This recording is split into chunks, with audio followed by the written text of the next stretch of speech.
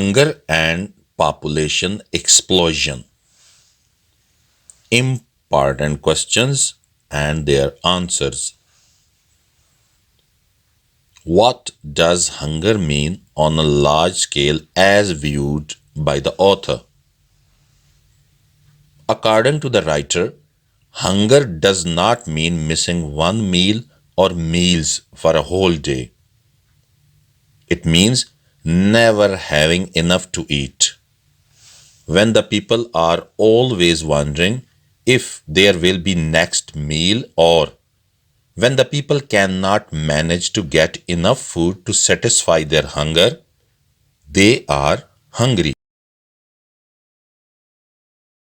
Describe some great famines of the past. Number 1.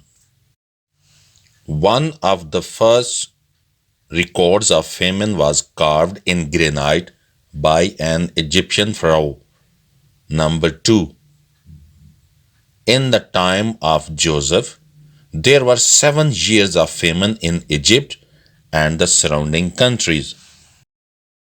Number 3. In Europe, from the birth of Christ to 1800, there was a famine after every 5 years. Number 4. China faced 90 major famines in 1 century. Number 5. The Russian famine of 1921-22 killed several million people. Number 6. In 1969-70, 10 million people starved to death in Bengal. Number 7. In 1942, 1 million people died of hunger in Bombay. Number 8. In 1964-65, one of the worst famines of the century struck India. How do famines occur? Famines may be caused by many things. It occurs when the available food is not enough for the population. Sometimes crops fail due to disease and sometimes due to the lack of rain. Thus, the crops fail and yield no grain for the people to eat. What is the main reason for population increase today? According to Anna McKenzie, the main reason for the increase in population is the difference between the birth rate and the death rate. The death rate has been controlled by the use of scientific advancement, but the birth rate is still very high in most parts of the world. What is meant by birth rate and death rate, and how do they affect the population of the country?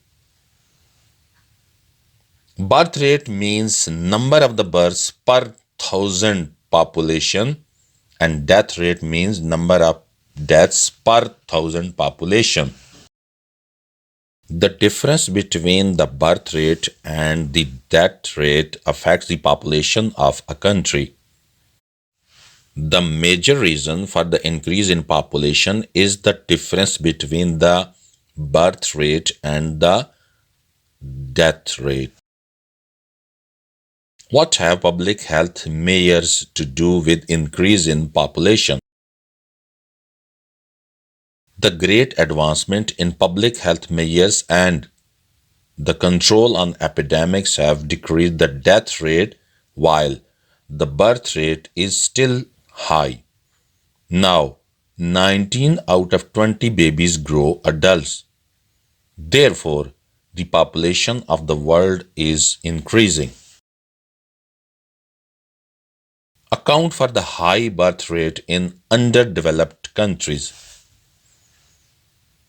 The greatest paradox of our time is that the group of countries best able to support growing population has a relatively low birth rate, while the group of countries least able to support their present population has high birth rate.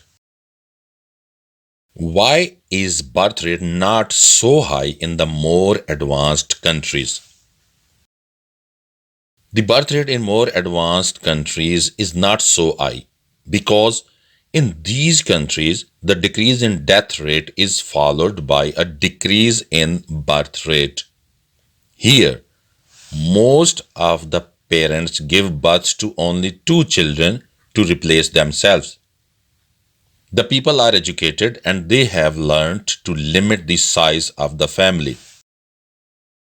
Give a brief account of the poor economic conditions prevailing in underdeveloped countries.